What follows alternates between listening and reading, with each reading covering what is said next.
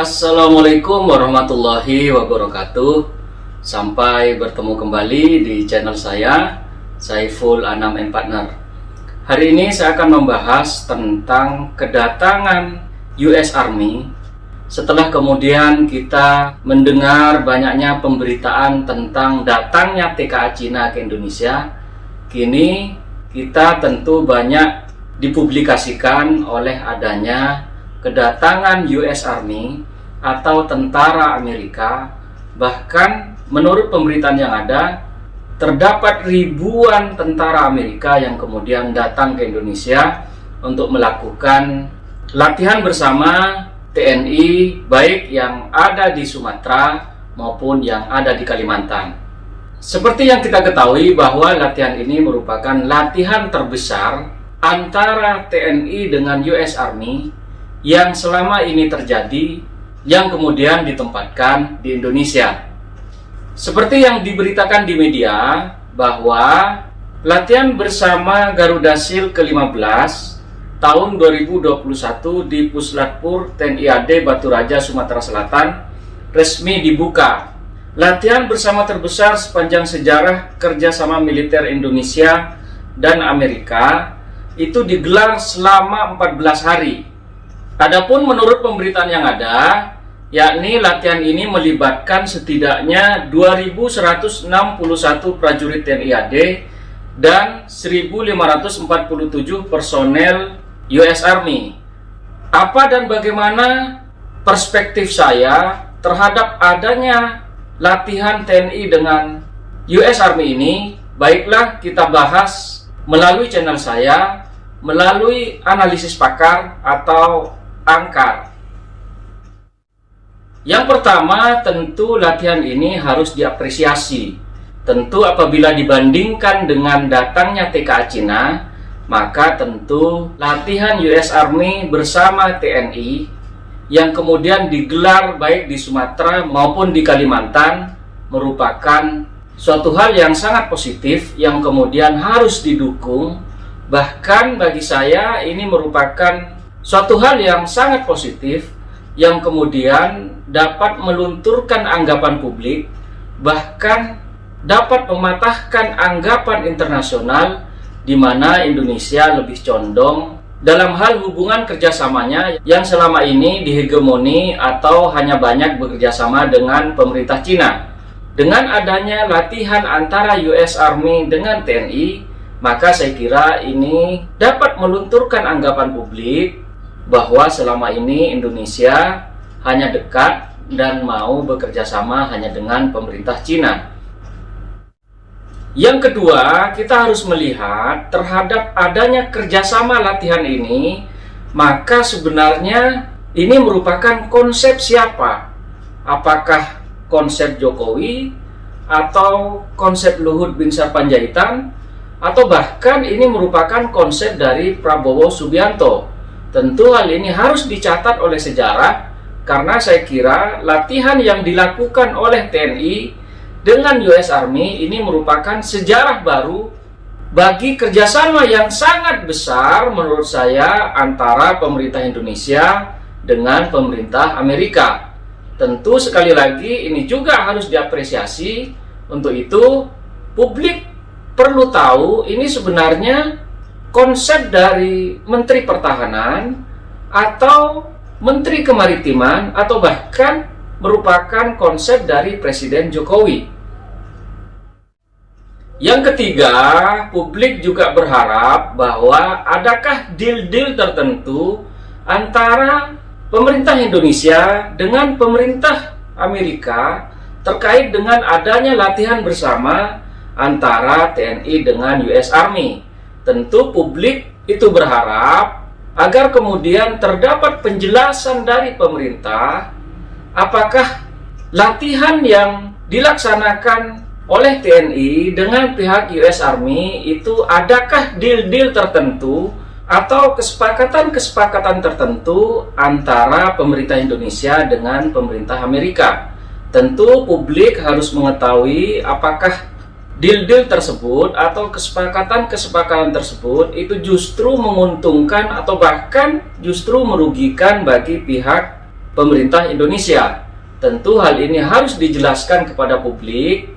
Apakah ada kemudian kesepakatan tertentu kenapa kemudian TNI bersama US Army itu kemudian mengadakan latihan yang sangat besar yang kemudian diadakan di Indonesia.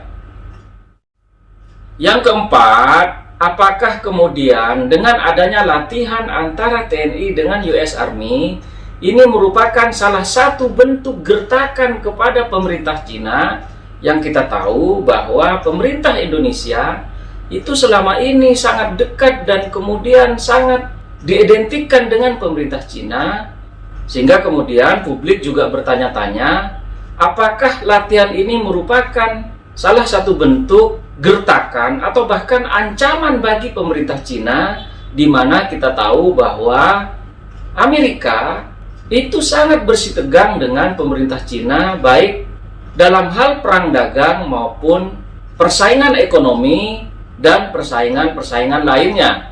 Untuk itu, apakah kemudian latihan antara TNI dengan US Army ini terdapat tujuan tertentu yang salah satunya adalah merupakan gertakan bagi pemerintah Cina, yang kita tahu bahwa pemerintah Amerika itu sangat bersitegang dengan pemerintah Cina, apalagi apabila kemudian dikaitkan dengan wabah pandemi COVID-19 yang kita tahu, menurut pemberitaan yang ada bahwa awalnya itu ditemukan di kota Wuhan. Untuk itu saya kira ini harus dijelaskan kepada publik, apakah kemudian latihan bersama antara TNI dengan US Army ini merupakan salah satu bentuk gertakan kepada pemerintah Cina. Yang kelima, tentu pemerintah Republik Indonesia itu harus menjelaskan sejelas-jelasnya kepada publik apa terkait dengan untung rugi dengan diadakannya latihan antara TNI dengan US Army. Untuk itu saya kira ini sangat penting bagi publik, agar publik kemudian tidak bertanya-tanya atau bahkan terdapat informasi yang tidak jelas yang kemudian didapat oleh publik terkait dengan adanya latihan bersama antara US Army dengan TNI. Yang keenam, saya kira harus ada kesejajaran dalam hal kemudian melakukan latihan yang kemudian dipusatkan di Indonesia. Untuk itu, TNI akan lebih berwibawa kemudian apabila pasukan TNI itu sejajar kemudian dengan pasukan US Army.